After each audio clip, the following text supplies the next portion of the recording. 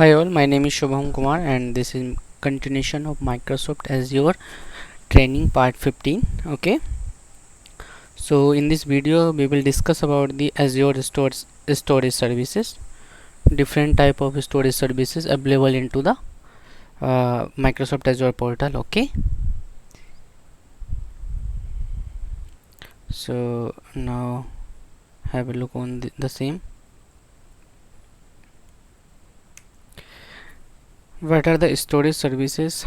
Okay, so basically to store the data on the Azure we have multiple services. Basically four type of services are there, or four type of accounts are there: blob, file, table and queues. Okay, and these services, storage services, are fully managed by the Microsoft and provide the high availability, redundancy, scalability and all these things. Okay, a single subscription account can hold up to 100 storage account. Okay, each of which can hold up to 500 TB data. So these are the basic information of storage account. So whenever we are talking about the blob storage, so basically three types of blob come into the picture. One is block blobs, secondly space blobs, and third is appended blob. So in case of block blob, it is basically object container. Okay, and it can hold up to a 195 GB file, and it is better used for sequential access. For example, in case of media access or any file access, in this case the blob is very much sufficient. Okay, second is page blob. So basically whenever we are talking to page blob, this is useful for the random access file. Okay, and basically the operating system hard drive is mounted over the page blobs. Okay, now come on to the append blobs. So append blobs are similar to block blob, but one thing come into the picture, that is frequently used data. Okay, for example, some logs are there and these things are there, so in that case you can go with the append blob. So these three type of blocks come into the picture. Whenever we are talking to file storage, so the file storage first of all work on the SMB protocol. SMB mean to say server message block protocol. Okay, and it can hold up to a 5 TB file. Okay, basically 5 TB file can be shared over the network on using the file storage server. Okay, and what are the common use case where we should use the file storage? We can use the file storage among multiple nodes. For example, we have virtual skill sets, so over there multiple virtual machines created dynamically. On that case, for storing that application data, we can use the file storage. Okay, now come to the table storage. We can use the table storage in case of we have most data and we want to store it in form of a table. Okay, just like as a SQL table. Okay, so in that case we can use the table storage. And in case of queue storage, basically sometime our application may need a queue. So this is a built-in queue that can store our data. Okay, and as per your requirement, your task can be pushed onto the queue and along with the data, and that can be picked by any application and for execution. Okay, so these are three things of storage. These are the things basically. So now come on to the storage replication policies. Okay, so in Azure basically we have 6 type of storage policies, replication policies. Okay, so one by one we will discuss each of them. Okay, first of all, local redundant storage. So as name is showing local, redundant storage. So it's mean, and the Azure keep 3 copy of your data all the time in faulty and updated domain. So where come the faulty and updated domain?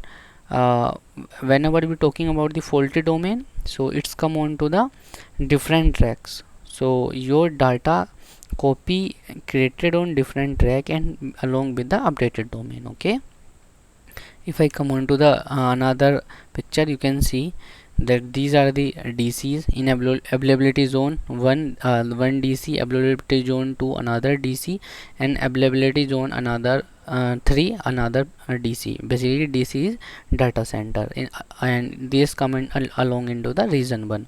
So inside a single DC with a specific rack, okay, 3 different racks, these replication occurred. Okay, so whenever we come with the zone redundant storage, so it replicate your data synchronously across 3 storage clustered in the same region. So what does it mean? We say it replicate your data and synchronize across 3 region. As shown in this picture, in region 1 there are 3 DCs. Okay, availability zone, so it will keep your data on all the 3 DCs. Okay, on in 3 availability zone, so that your data may persist, and the if any case the DC1 get down, so your data is still available on DC2. Okay, or in availability zone 2. Now come on to the geo redundant storage. So in case of geo redundant storage, 3 synchronous copy in primary region and 3 async copy in pair region SDR. Okay, and it is only accessible to Microsoft, so we cannot access that. So this is another good feature. Suppose on a same region 1, uh, due to any reason, if this this data or these DCs get down, so your copy of your data is also synchronized to another regions. For example, if we talking about the Central India region 1, and we will copy your data onto a US region. Okay, so that at any time if some situation arise or power failure or any disaster mechanism come, so in that case only one region will go down, your other region is still up. Okay, now come to the read access. One thing is this: the only the copy of another region only accessible to Microsoft, it is not accessible to you. Okay, so and now come on to a third fourth one, read access geo redundant storage. So what is it? As we have discussed in GRS, we have 3 synchronous copy in primary region and 3 synchronous copy on asynchronous copy on secondary region. So similar to here, what you can access or you can read the secondary region. In before geo redundant you cannot access them, this is accessible to only to Microsoft, but in read access geo redundant storage it is also access to you. So this case is beneficial when suppose you have some user on Singapore or some user on your current application user on India. So first primary region you make on to Central India or other India. Okay, and secondly redundant access geo redundant storage you create on Singapore. Okay, now come to the geo zone redundant storage.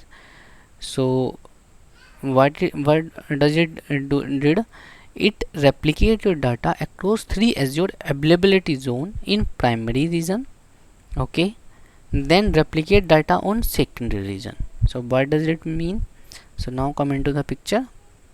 In above 2 3 synchronous copy in primary region, what over here it replicate your data across 3 availability zone. So it's mean in availability zone 1, availability zone 2, availability zone 3, in same region 1 your data is synchronized on 3 different availability zone, and similarly in region 2 your data is also synchronized into 3 different DCs, okay. But in case of other one, the 3 synchronous copy in primary region, it could be on single DC, okay. But over here it's replicate your data onto 3 different DCs as well as another region also, okay. Now come on to the read access zone redundant storage, okay. So basically in this case your 3 DCs are mean to say only GDRS plus read access is applicable. In mean to say in region 1 your replication goes on to 3 DCs first of all, and in region 2 there are 3 DCs also, and your data is synchronized in among the 3 and these region 2 data can also be accessed for read permission with the read permission, okay. So these are the things, okay.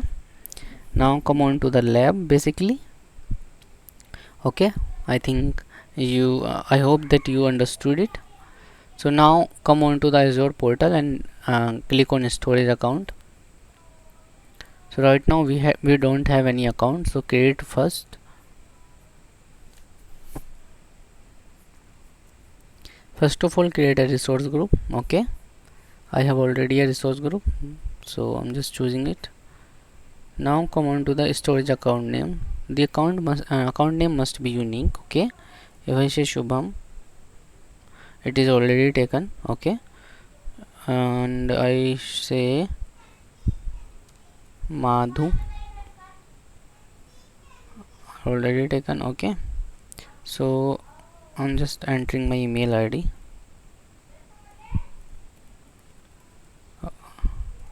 Okay, so the region is East US, okay. Now come, you can choose any another region also, okay. Multiple regions are available, you can choose as similar to the in virtual machine, okay. Performance, 2 options are here.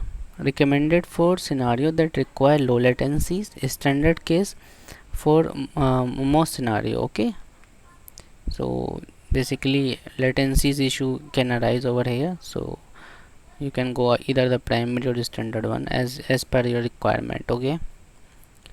Now you can see that primary account type is page blob in case of premium one, okay. You can see all these 3 options: file share, block share and page share, okay. So you can choose any of the option, but I'm going with the standard one, okay. You can see there are many redundant policy as we discussed previously into our slide, okay. So you can check that LRS, GRS, ZRS, ZGRS, okay, and other services are in preview, okay, which we have shown over here. Some services are in preview, okay. So maybe it is not applicable to on this location, okay. So now I'm coming with the LRS. So basically my data is replicated onto the current DCs with different tracks, okay. Now come to the advanced section. If you need a secure transfer for REST API, you just click it. Basically it is recommended to enable it, okay. Enable infrastructure encryption, you can enable it from here. Blow public access, you can allow it from here. Enable storage account key access, you can enable from here. TLS versions, different versions are here, so always recommended to choose the top version, okay. And come over here, and data lake storage generation 2, you can choose it over here. Access tier, hot and cool, blob storage, okay. So what are the hot and cool? Basically hot are frequently used data, mean to say the transaction occur on this storage on daily basis, on minute basis, every time the transaction is occurring. so we called it as hot storage. Okay, and in cold storage basically we store some backups of your application, your data, so that only few time we need to access it. Okay, not frequently used to access it. Enable large file sharing. Okay, you can enable from here. Okay, table and queue, enable support for customer managed keys, you can enable from here. Now come to the networking. So these are the connective method. There are three method: private endpoint, public endpoint, selected all, selected network. For selected network, in case of VPN, you can go with this option. Only if you want to access your application, your storage account from your VM, so you go with the private endpoints. If you want to access over the browser, you can go with the public endpoint. Okay, routing preference, there are two options basically: internet routing or Microsoft network routing. You can go with any one of them.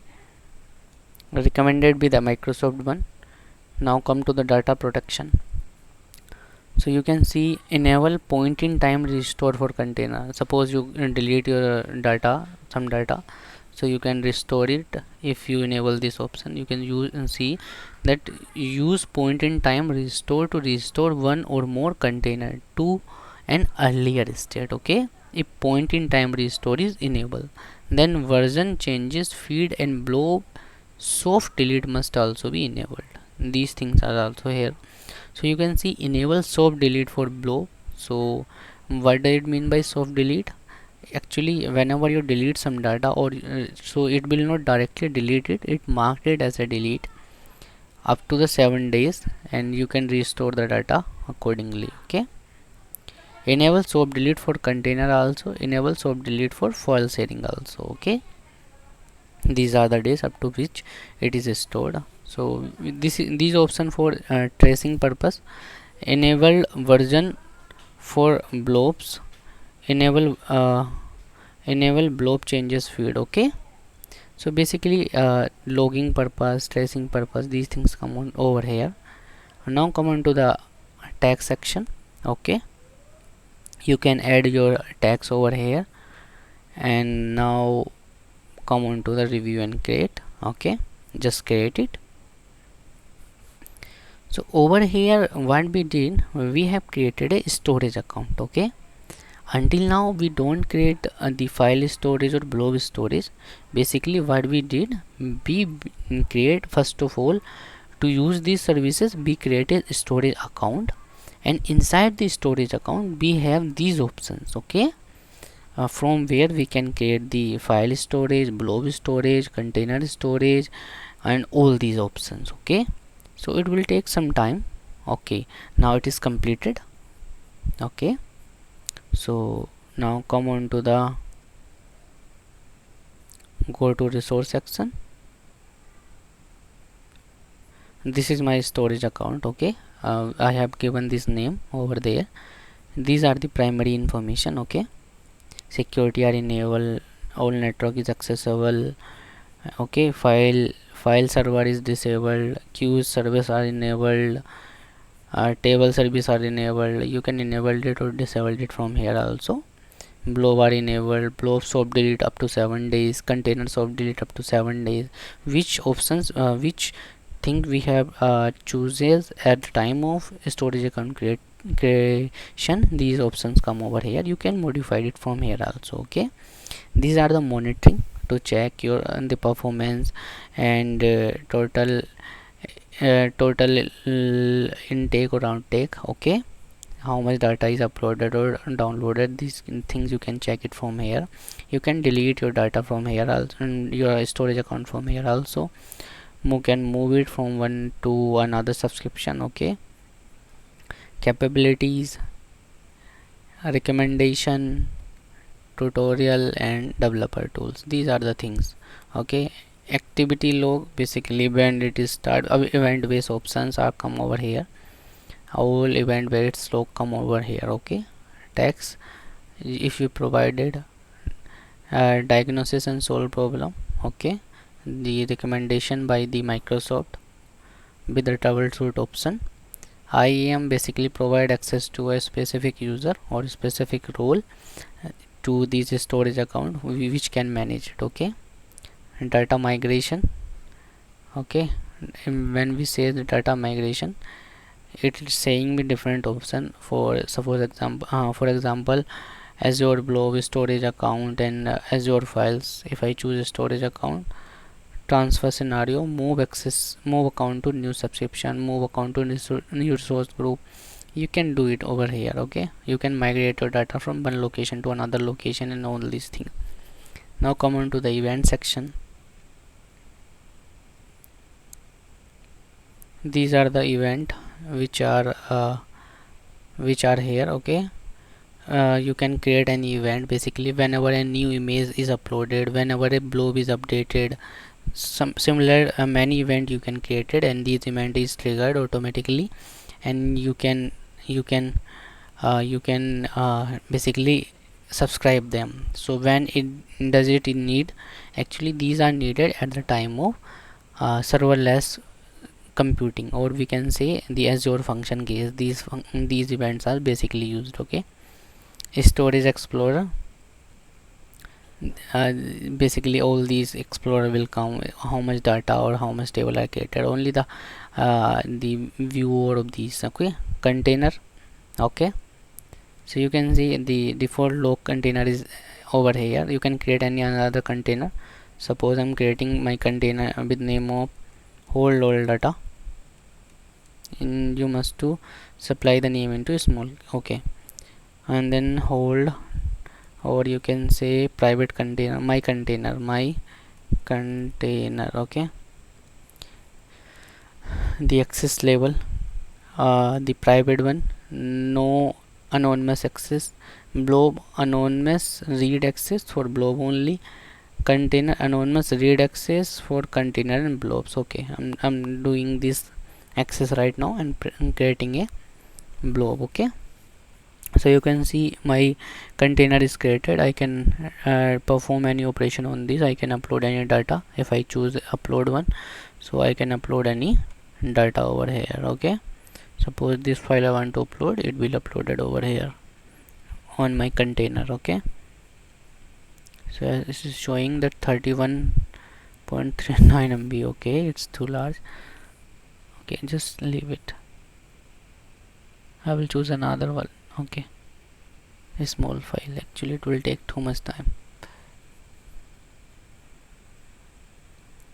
Okay, I'm just choosing this one.